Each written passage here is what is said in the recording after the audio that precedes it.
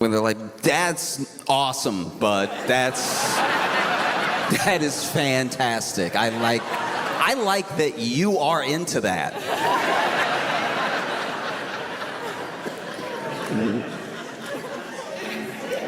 Wow.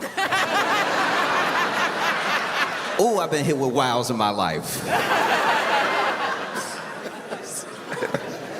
Sometimes you get someone that even if you weren't related, if y'all had met, you would have linked up perfect, like understand each other. That real bond, right? And you have the benefit of actually being family, so you get even more time with this person. Like I look at, tell you about Nikki. Nikki was a kid back down south, very big kid, but not like big, just tall. I say big, but I mean tall. He was too tall.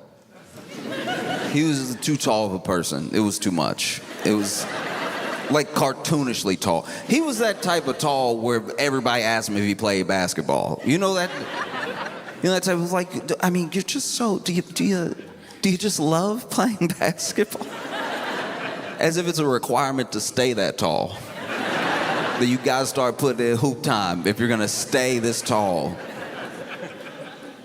It's such a funny question. I've never been asked if I play basketball for my height.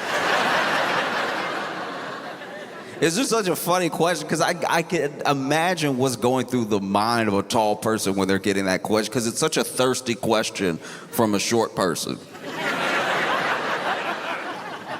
They're like, do you play? You must. Like you have to. Like you need this. I need this. I need you to play. Why can't just do it? I feel like that desperation is because you know that they could touch it. It's like you could touch the rim so easy. You have to touch it for both of us. You have to play. I don't know what the rim feels like. Just please play. I need this. But Nikki was Nikki was tall, but he was as tall as he was clumsy. He was that type of person you would ask to grab something from the top shelf for you, and then as he's grabbing it, you know, he's got the height, but he didn't have the grip. So he really just knocks something down off onto your head. You about to thank him too. You looking up. Thank you so much.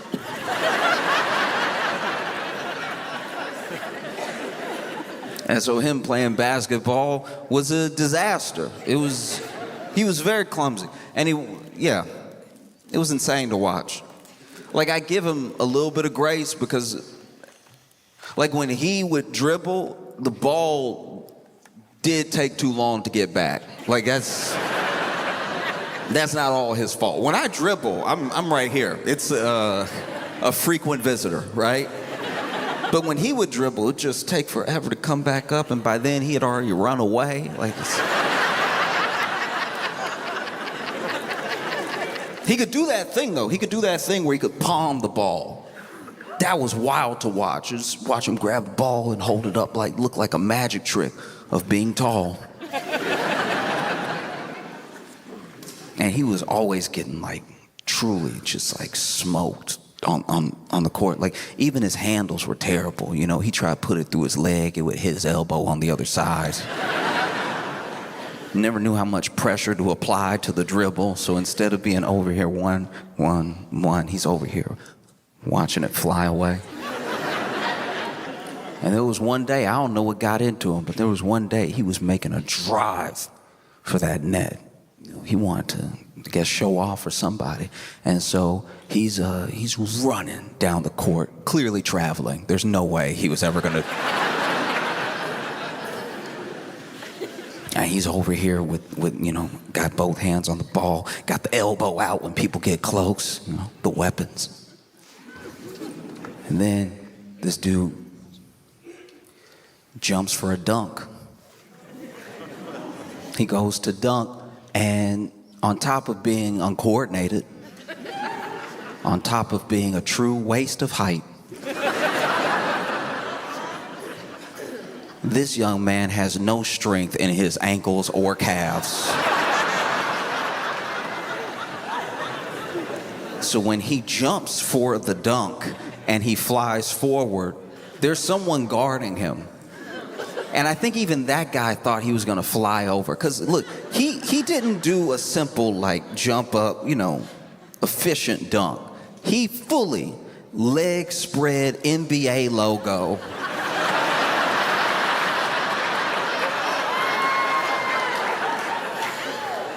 The problem is he's either pushed or made everybody else get out of the way up until this last person, this guy trying to finish just standing there, right? And because he got no air, because he jumped the height of his own shins,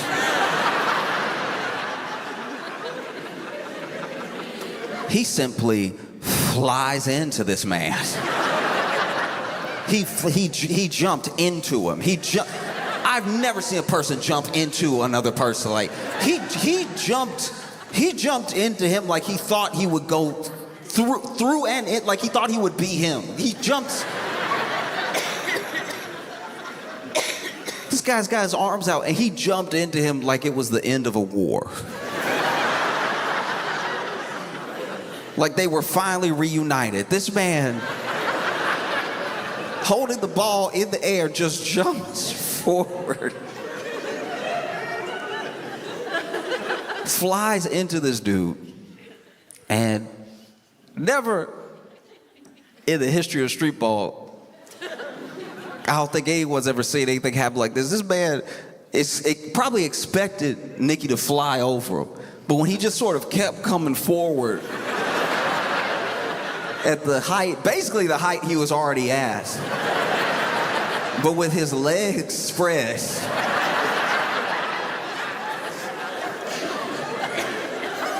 Never in the history of basketball on a public court has this happened. He flew in just trying to dunk, and then this man caught him.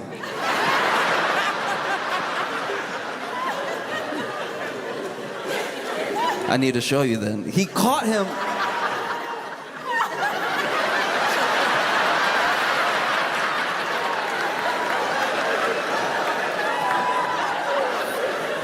Caught him into his arms. Didn't fall backwards or anything, just straight up caught him because Nicky started jumping too far away, so he didn't have the momentum to knock somebody down. And then Nicky, this fool, still dunked.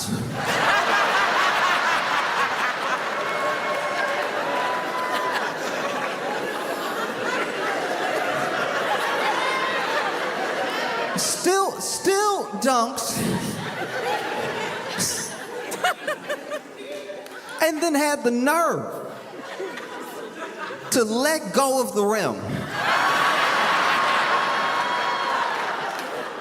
putting all his weight back into this man's arms. Craziest part about it, he was still talking trash the whole time.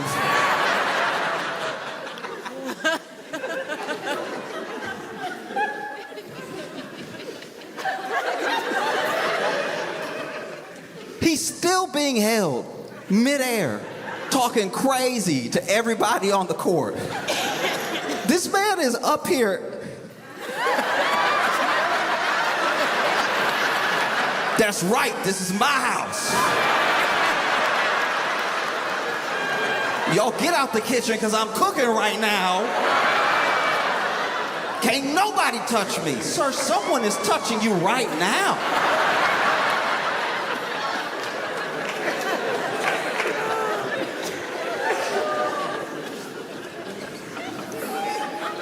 So uncomfortable.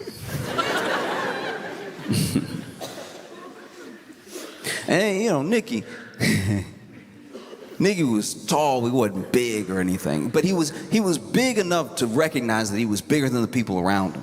And so he was somebody who truly fit that stereotype of like gentle giant, like didn't want to hurt anybody, didn't want to mess with anybody. In fact, his need to be gentle actually made him pretty easy to bully. kids that were way smaller than him would give him a hard time, you know? And there was, I'm sure, a bit of a fear taken up for himself because, you know, he didn't know what could happen. And so Nicky, very sweet, very easy to bully. You didn't have to worry about Nicky. You had to worry about his sister. His sister, first of all, his sister, not tall at all. Nicky got all the height in the family. But his sister would see somebody messing with Nicky, and she would come out of nowhere. Truly nowhere. There was this one time that this kid was pushing Nicky around, right? And then finally, Nicky had enough, and he pushed this other kid back, right? But then that kid, you know, when somebody's bigger than you, you figure they can take whatever. This kid runs back up, pushes him down as hard as he can. Nicky falls to the ground. We don't know where his sister came from. We don't know where she just came running. I need to be clear how, we didn't know where she came from because she didn't go to the same school.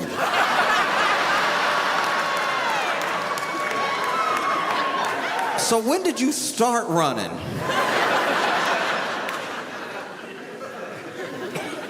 Running, then jumps in the air. We all give credit for that Sparta kick to the movie 300. But I had seen it years before. She got a running start and jumped up in the air and then foot first walked up this kid. Remember the movie Crouching Tiger, Hidden Dragon, where they just sort of kick, and they never came down?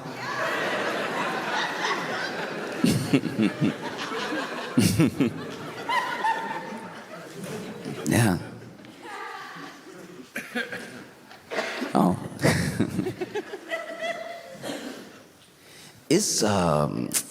It is tough when you move out on your own for the first time and you're broke, but you're also young. Like, I had the benefit of being young and broke, so I didn't even realize how broke I was. I wasn't even aware it could not be like this. Because, you know, there's a different mindset. I can only speak for myself, but it seems like there was just a different mindset at the time for the sort of standards of my mom's house versus like what mine would be, because I was out on my own for the first time, so I was sort of setting them in real time, like setting these parameters. When you're out by yourself for the first time and you get your first place, this little studio apartment in Chicago, it's like anything. You could do anything, you know? You could put up both Fight Club posters. You could do whatever. You could get the main one and the variant right next to it. There's nobody to stop you. You know, I had an air mattress and everything.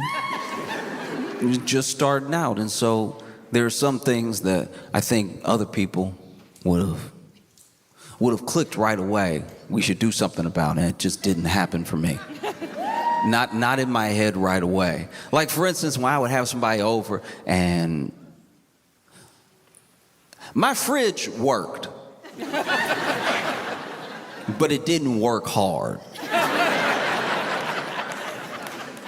Like, my fridge would do the fridge things, but just not all the things a fridge is supposed to do.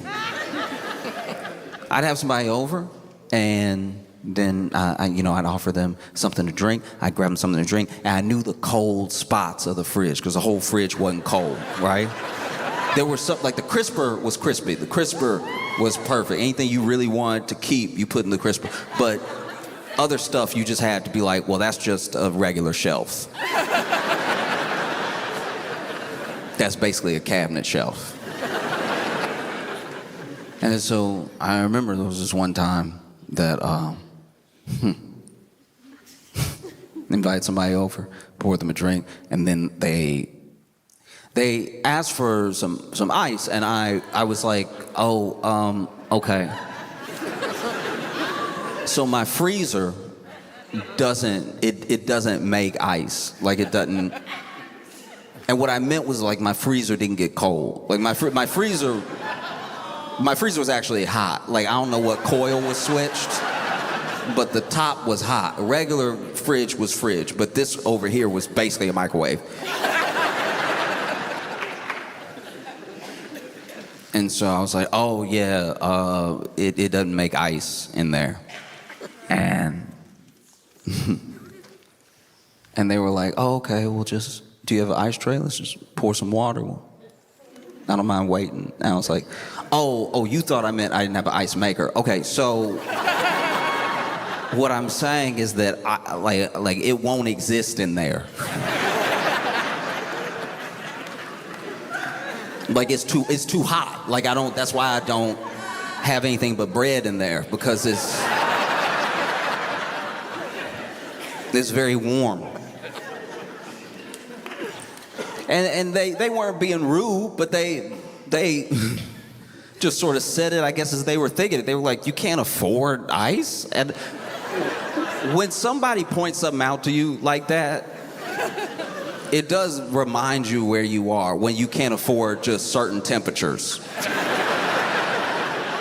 That's a level of broke. That's a breakthrough of broke, to not be able to afford enough cold near you. And so when you're in a situation like that, just like when I was on my own and was sort of getting my bearings around being out in the world and what things I needed to fix first, because I still need a bed. I finally got a bed, and when I got that bed, okay, first of all, got the bed off Craigslist, so don't.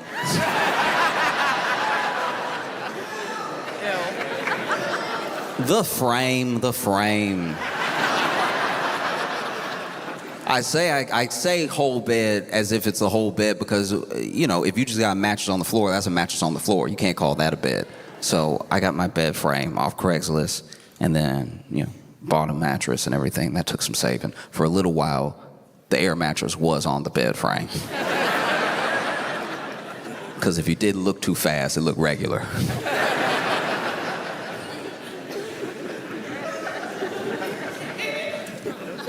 But that bed frame, man, no wonder they were getting rid of it. Every time you sat down, you felt like you were hurting it. The entire time I had that bed frame, I'd be in my head thinking, like, why does my bed's back hurt so much?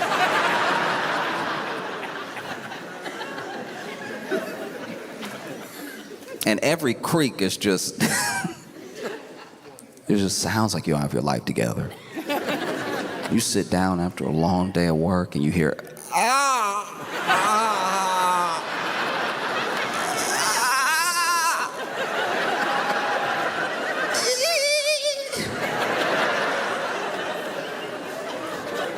How am I gonna get any restful sleep with you complaining the entire night? I'd move my leg and the bed would do everything except scream. But when you're in a situation like that, and let's say you're even younger, let's say you're like Nikki and his sister, especially in the neighborhood that they were in. There's a lot of things coming at you, maybe faster than you know how to process. You know, you're in a neighborhood where there's gangs, where there's gang violence, and obviously, after the fact, people ask themselves, why would anybody join a gang? You know, why would anybody get involved? And it's a question that's more important to ask before anything happens. You know, after these decisions have been made, it's very easy to just be flippant about it. Why would anybody? Maybe this is somebody who's been beat up their entire life. The only time they don't get beat up is when they're with these people. For better or for worse, you know? Maybe these people aren't the best to have around, but at least I'm somewhat safe. It's a different type of danger hanging out with them. There's a present danger I know by being alone. You know? Maybe there's some sense of this is the only way I'm gonna be able to make some money. These guys already know a way. These guys always have money on them. You know, there's a false perception that maybe this is the way. You know, they put a gun in your hand. I'm sure you feel powerful. They tell you run the block. I'm sure you feel powerful.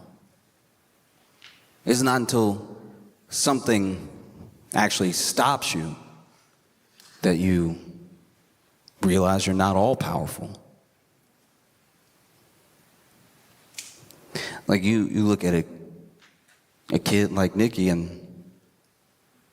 you know, it's not like it is in the TV shows all the time, where there's just somebody seeking out, oh, that guy looks cool, I'll follow him around, maybe he'll let me join or something. Some people are coerced, some people are threatened. You know, you live here, you see us doing work, maybe it's time for you to do some work. They recruit them. That's the thing that people leave out. They recruit them, you know?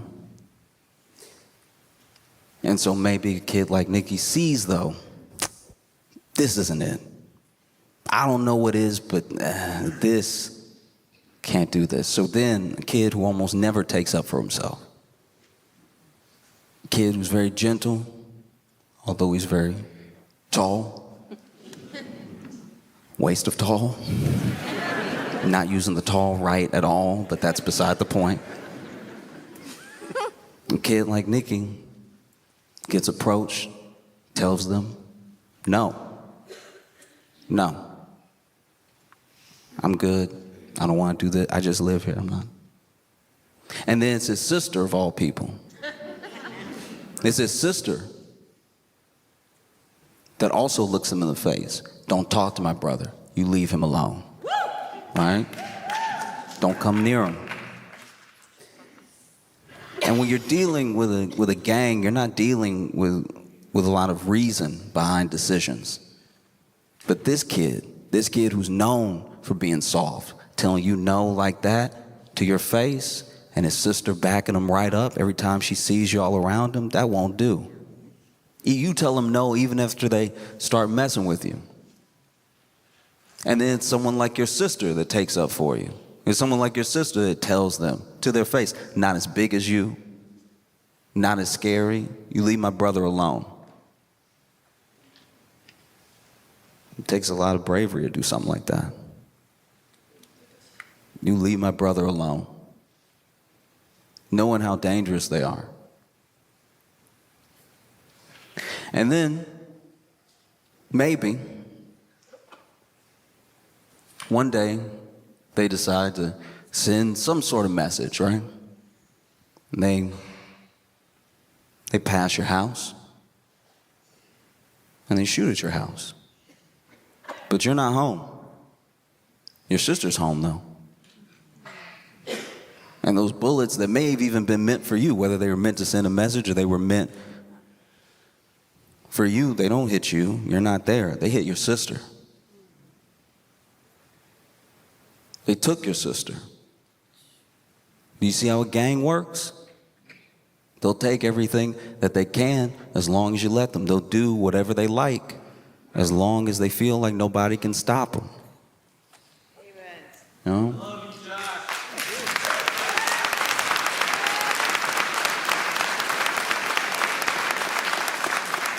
I'll back up real quick. You know, being out on your own and broke, you have to decide what professionals you're going to spend your money on, because all the professionals you can't afford. So sometimes you got to go to a professional who says they're professional and doesn't feel very professional. Like, for instance, I require some things from a professional. Like, some of it may have nothing to do with their capabilities at their job. They're just things that make me uncomfortable. Like, I don't like when my professionals in some fields take cash.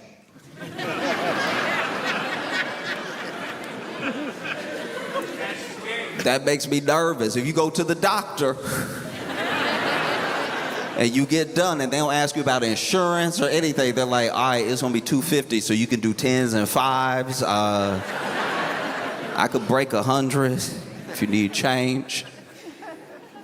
Some things you just want to have taken care of ahead of time so you can just enjoy the experience of being in the presence of a professional. I don't want my pilot to take cash.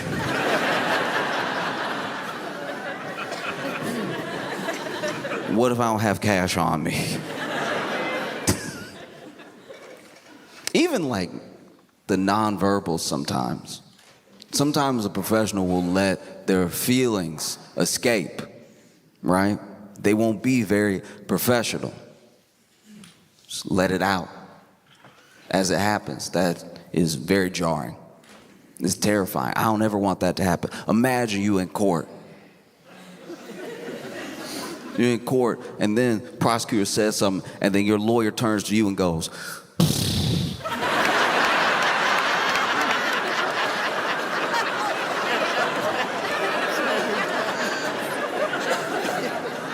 "What's wrong with you? Everybody heard that. You couldn't keep that in?"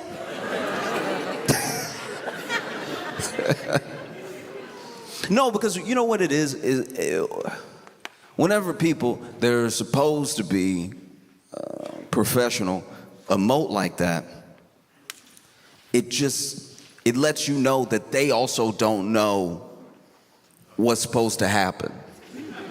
Now we're living in chaos. GIB, if the people who are supposed to know don't know, if the people who are supposed to act some sort of way don't know how to act that way, now we're in chaos. Like now we're in chaos. Like now we're in chaos. And I remember one of the earlier times I felt like this was with my dad. I was in the car with my dad, and we got a flat tire.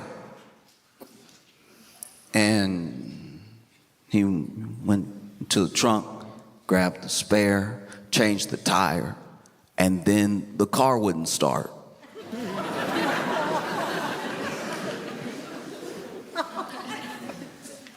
I'm not saying at 7 years old I knew how to change a tire. I was just confused why, after changing this tire,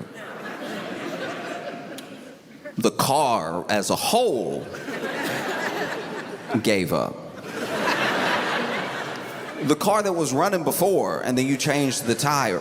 Here's the thing, I'm not a mechanic, not an engineer, but I look at tires like shoes.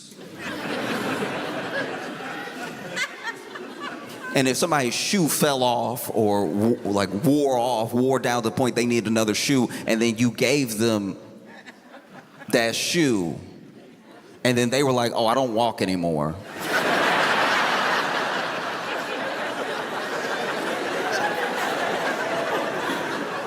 I think you would be confused. I think it's fair that I was confused. I was like,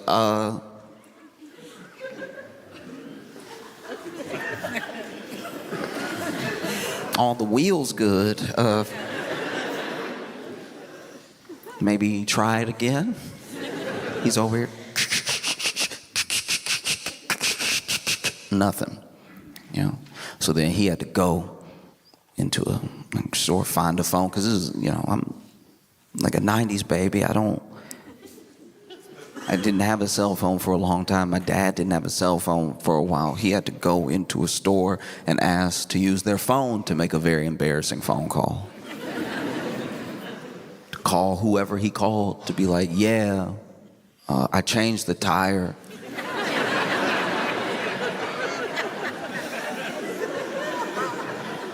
And now my car doesn't want to be a car anymore.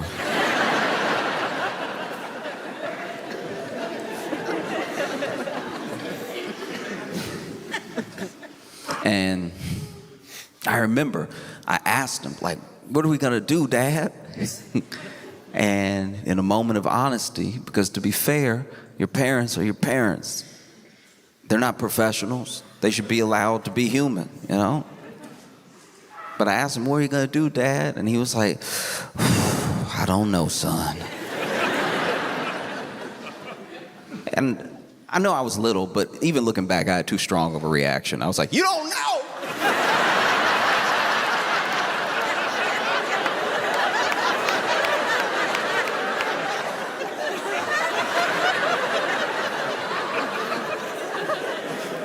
That was a little too much. But in my mind, in my like little bit of life experience, I was like, uh-oh, we are stranded here then.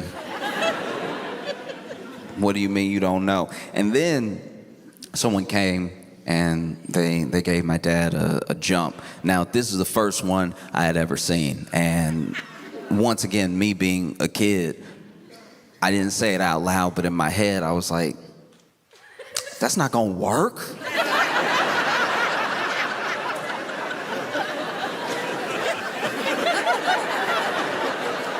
Y'all just doing stuff now. Like this. Oh, you're gonna put the wire in the wire and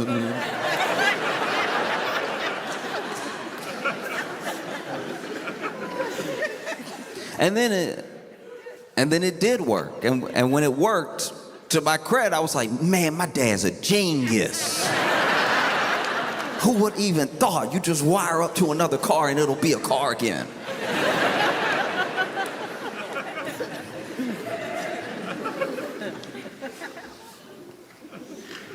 But yeah, that feels like where we are, where, do you know what I mean? Where there are people that are supposed to know, who even say that they know, but when they start telling you what they know, you realize they don't know anything. And that's very scary. That's terrifying. Sometimes I don't even know what press conference I'm watching and what it's about. I watched this, there was a press conference where there was a press conference where Marco Rubio wrote something down and slid it to Trump. And like, I don't know, man, I've never seen somebody so locked in to being evil and so checked out of life. Because this dude gets slid the note, and then there's no way Trump has an internal monologue. We must know every thought that comes through his head. Because Marco Rubio went ahead and passed him the note, and then he says out loud, you know, okay, do you remember in English class when your teacher made you like read Shakespeare, but then somebody in the class had to also read the stage direction just so everybody would know where we were at? Things that should clearly be in his head get spoken out loud. This dude gets slid the note and then says out loud, Marco Rubio just passed me a note.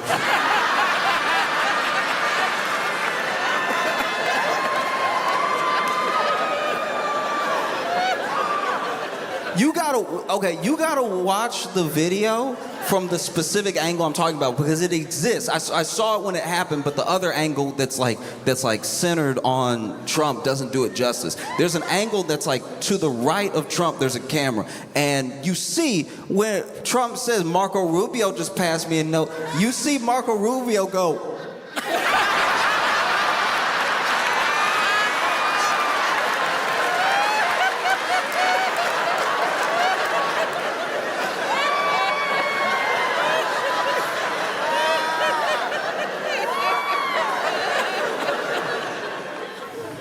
and then Trump reads the note out loud for everyone. And that's, once again, maybe something he meant to do in his head and his mouth never stopped. Because then he's like, it says Chevron. Go back to Chevron.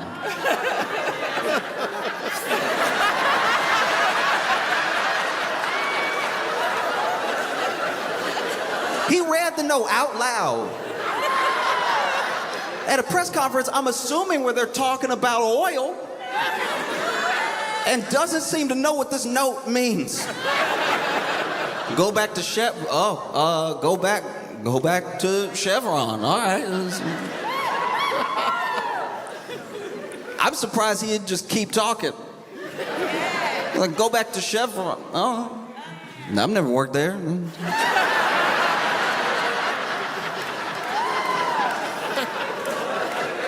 Interesting. Okay. Like, he so clearly did everything that should have been in his head. I'm surprised this man didn't grab the note. Marco Rubio just passed me a note, bend arm. It says,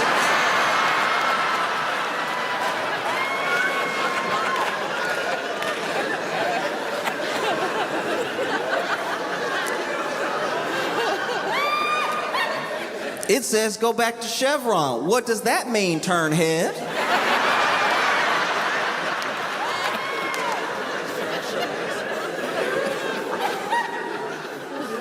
And look, I don't even know if this is the same press conference because this is a different clip. There was a point where I don't know if Trump was talking or somebody else was talking or if he was being asked a question, but he just got up from the table and looked out the door. This man over, just, yeah, you know.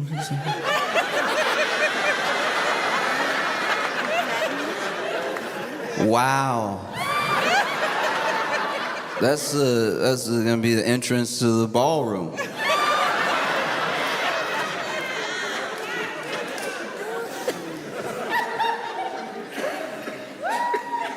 Sir, if you don't sit your Biden-built brain down, this is everything you said about Biden. Everything you doing right now.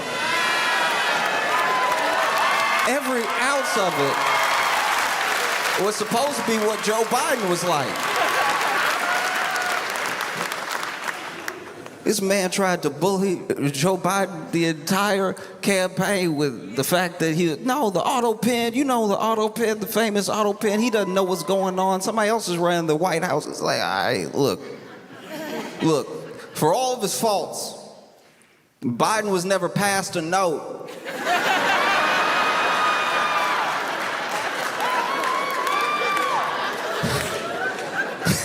He was never passed a note. It was like, Vice President Harris just passed me a note.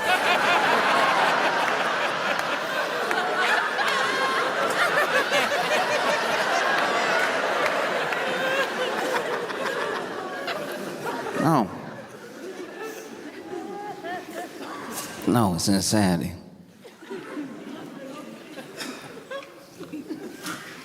No, it's so wild. Especially because we're how it all just feels especially insane that how this dementia is affecting all of us.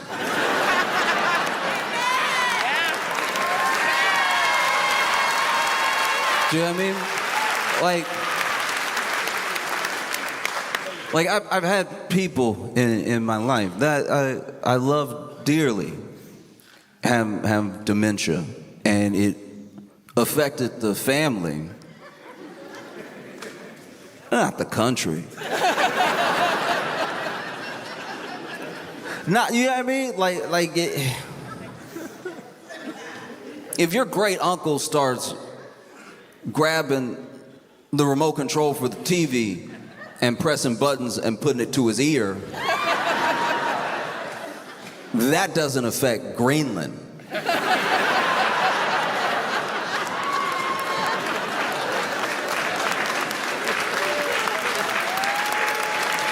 You know? It's just, I don't know.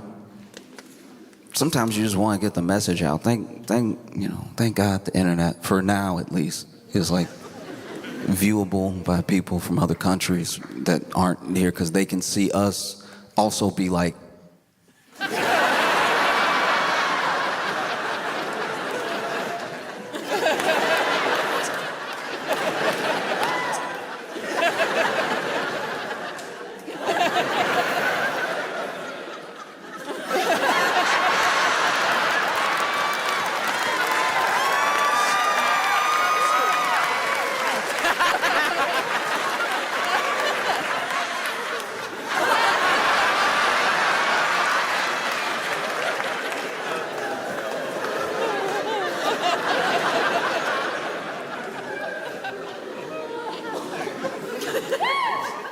no, every day. Every day we wake up, and if you have a smartphone, you probably have your notifications on. Which is not, it's maybe wait. The stuff will be there eventually. You shouldn't wake up to the news. Give yourself a minute.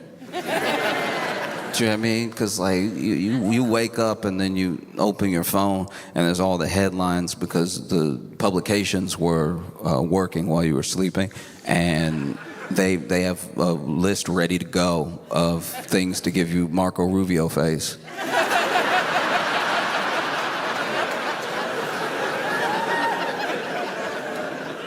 There's a big flaw we have now in that the news by headline is like in your phone. It just hits your phone like that. You gotta turn your notifications off sometimes just for the sake of your mind, because you know I was checking the time. I just wanted to know the time, and now, uh-oh. Well, oh no, I was gonna travel. Looks like we're not friends with anybody anymore. It's devastating. You know? And then you see things like you see what happened in Minneapolis. Yeah. You see everything that happened, and it is it's sad and fascinating that no matter how many angles come out, no matter what people are watching, no one's really changing their position. And I think one of the main reasons is that there are many people that are trying to argue the legality, and everyone else is trying to argue the morality, you know?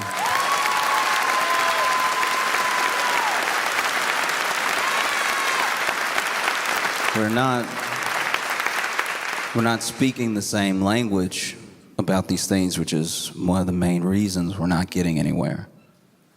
And I think that, look, if your entire moral compass is based on what the laws are currently at the time, I think that's a very weak compass, because all of the good that has ever come to this country and to people in general was through change. It was through adjustment. It was through figuring out what met the moment the best, you know?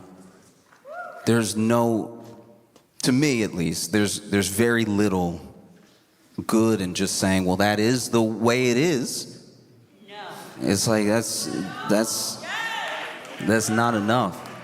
Every benefit to your life, every single benefit to your life came through some sort of change. The powers that be weren't just waking up one day and then thinking, oh, well, we probably should do a little better. Sadly, that's not how that sort of like arc of justice bends. It usually bends with pressure, you know?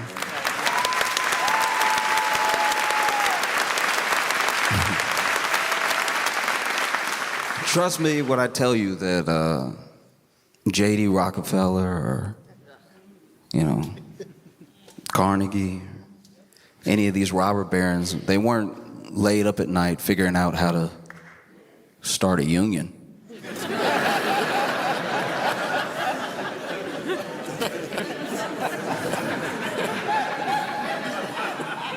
You know? All these things come with time. You know, you can make whatever legal argument you want to make. That is not what people are not arguing for some sort of like Section 3, Article 5 of some. They saw the video. You saw the video. And I personally think one of the reasons to argue the legality or to make the status quo your moral compass is because you're either not affected or you think that if you play ball, it won't come for you. It won't affect you, you know? And that's just not the case. Now we are where we are because they needed something. They passed this bill that is going to really devastate a lot of people. Yes. You know what I mean? They passed it a while ago and they're hoping you don't remember. In fact, they're looking for something. They need something new. It can't be the old stuff because they said they fixed all the old stuff, right? So they need something new. You know, they passed this bill that lets AI companies off the hook, that rolls back a bunch of environmental protections, that slashes your health care, and they need something new, which is why they landed on Somali daycare fraud. No, you know Somali daycare fraud, the most lucrative fraud of all time. It is the fraud that... It's honestly the fraud that the world turns on the axis of. It is the most prevalent fraud that has ever existed. If only Walter White had known about Somali daycare fraud,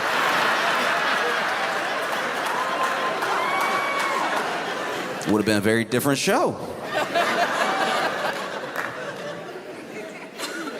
No, they need something new because they're hoping that you'll forget that they can't actually, and they don't have plans to, and the things that it would take they're not willing to do to improve your life. They're not going to do it, you know? They're all in the same pool, so they're not going to tax their friends, you know? So what can they do? Well, they can't improve your life. They can't do it, but they can make everybody else's life miserable. Like they can make everyone else's life worse, and then that's equality.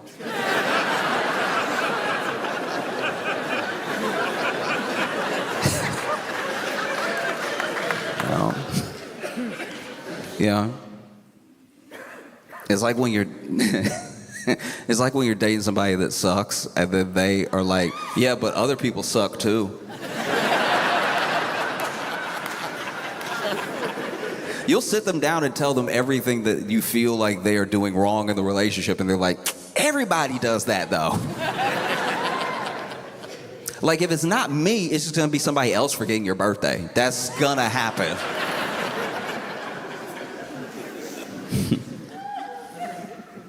Because you see what happened, and you see how panicked they genuinely were.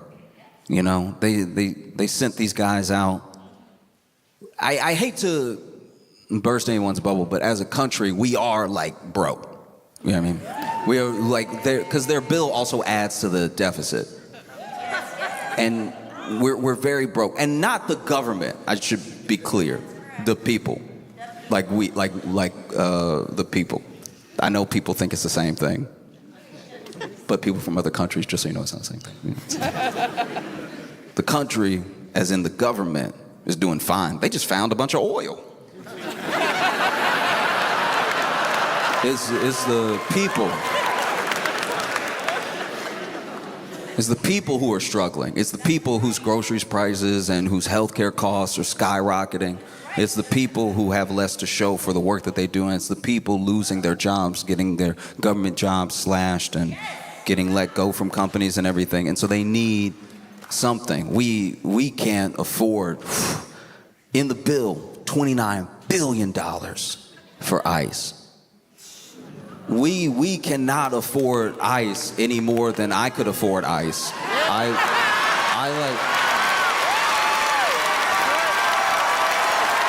I can't believe $29 billion. I mean, But this is my thing, I guess, is that you watch something like what's happening in Minneapolis, because it's not just one instance, it's not just one thing, you know? Because the same day that Renee Good lost her life, a high school in Minneapolis was pretty much just attacked by ICE, like pepper spray. They pepper sprayed kids, you know? You look at what happened in Chicago. They pulled kids out. They pulled all these people out of this building. It was just a show of force. It doesn't look like there were really any convictions out of that. It was pure harassment, you know? People talk about comply. People talk about what is legal, but really think about what's moral, you know? I'll tell you right now, if you just sort of go with the flow, you go with the status quo, you just simply comply over and over again, you know, nothing really changes. Not a single thing.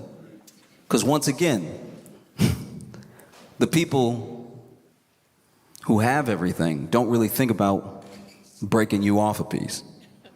That's just not how it works, you know? They weren't up at night figuring out, oh, you know, maybe a minimum wage would be good. You know? I'll tell you right now, if all you do is comply, if all you do is hope that things change or get better, but you go along with everything as it stands, it doesn't happen. If everyone that came before me had just complied, then I probably would have entered this theater, any theater, through a colored section. You know, every good thing you have in your life is a product of someone else's struggle. You know? You see everything that's happening. And it's not about what they say it's about. You know? People talk about coming over the right way, doing it the right way and everything. Meanwhile, the people that say that don't even actually know what the right way is. Not top to bottom. The people trying to do it know. But they don't even understand the significance of yanking people out of a hearing that's their immigration hearing that they showed up to do it the right way. You know, you're just jamming people up for the sake of doing it. Now, be clear here. It is not about Somali daycare fraud. Even the narrative building, even what happens next. Then the president makes a statement. There's no way he saw the video. And I'm not even saying that because I think that there's some like moral core to. I'm saying that because what he said, he was like, this officer was run over. He's lucky to be alive. She ran right over him. I mean, he basically exploded. And he had the wherewithal to put himself back together again. Reconstitute his body. Amazing stuff.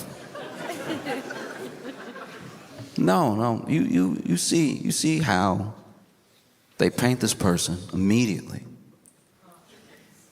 You know, they need their narrative more than anything, because if the narrative falls apart, then everything is exposed. And if it's all exposed, you start to blame who's worth blaming. It's never been more important to know all of your rights, to know all of them. And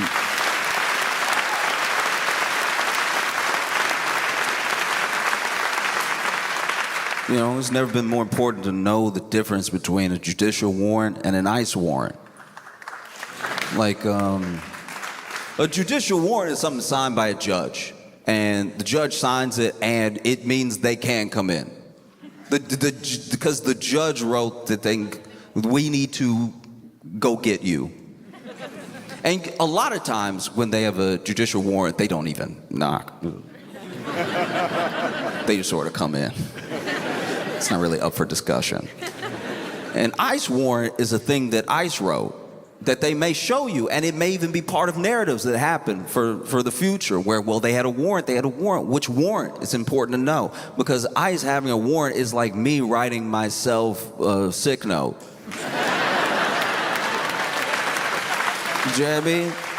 I've done it many times. I've had to write my own doctor's note many times. And every time I gotta write my own doctor's note, the story, I do too much. The story's like unbelievable. Like usually a doctor's note is like 2 sentences because doctors don't even want to do it, but sometimes employers or schools require it. But then I would be doing, oh man, I'd be doing too much. I'd be like, oh, what a brave boy.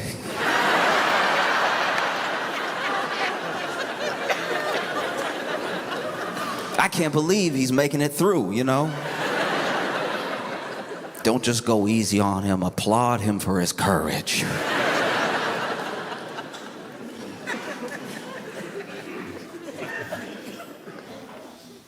It's very important that you understand what's happening and what could happen next as a result of it. So often, our lawmakers and even some of us with the best of intentions address things as they happen. We don't cut them off ahead of time. Like I watch the things that happen with ICE, and they're not cops. They're these federal agents that are there to kidnap and disappear people. That is the point.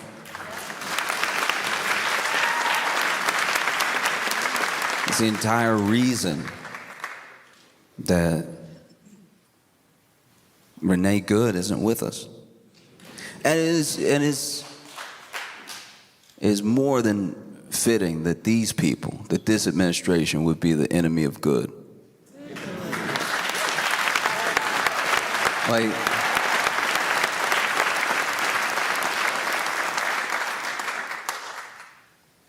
you're watching it happen. And there's a sort of like collective trauma around it. Because it's just happening over and over again. It happens every time that you watch it.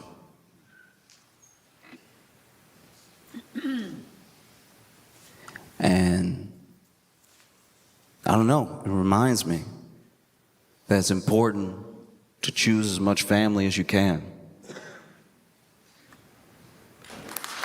You choose to protect your family. Choose to protect people that when you were born you had no relation to, but you found each other. There's nothing more important. Because when they didn't see Nikki the first time, they went ahead, spin the block, let's go back around, shot through. They do the same thing to us. They do the same thing to us all the time. You know, several years removed, but not a mile away from where George Floyd died. And what happened then? We marched, we protested, we begged, worked as much as we could for some sort of change, and then several years later, they spin the block, right? They took, and they'll take as much as they can, they'll take as much as you let them. And look, there are people, right? There are people who will never see your side of things.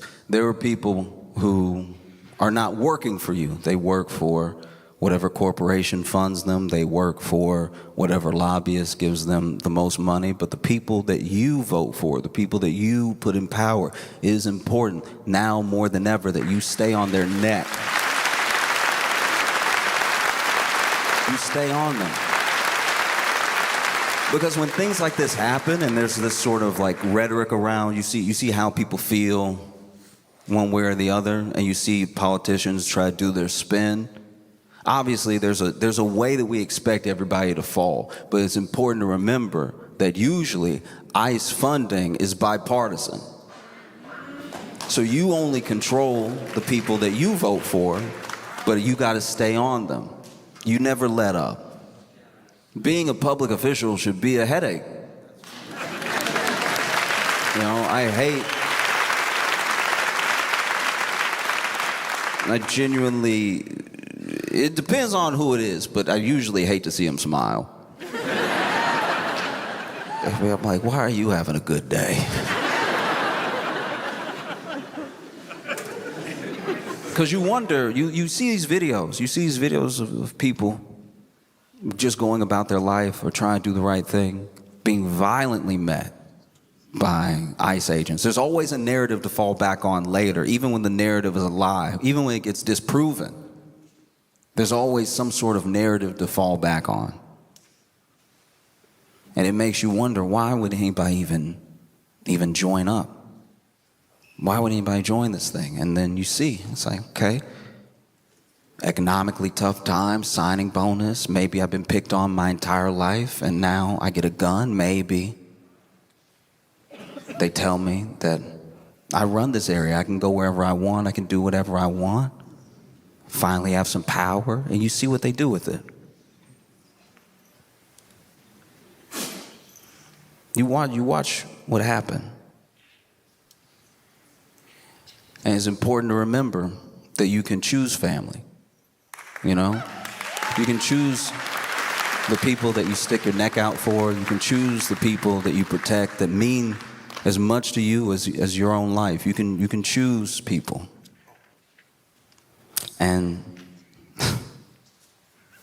it's important to keep making those choices daily. The stronger you make those choices, the stronger the bond is, the less that they have. Because remember, it's not as if ICE is some sort of army or something. They actually have wildly low numbers. That's why they need the police to come back them up everywhere they go. That's why all it takes is being pelted with snowballs and they leave. It was snowballs. It was snowballs in Minnesota. Snowballs in Minnesota is basically the weather conditions. So that's.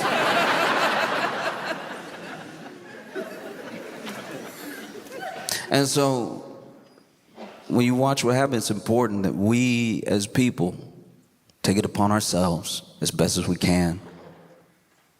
As much as we can sacrifice, because everybody can't take on the same amount of burden. I understand that, but as much as you can do, you do it and you make a better world. That's the way forward, you know?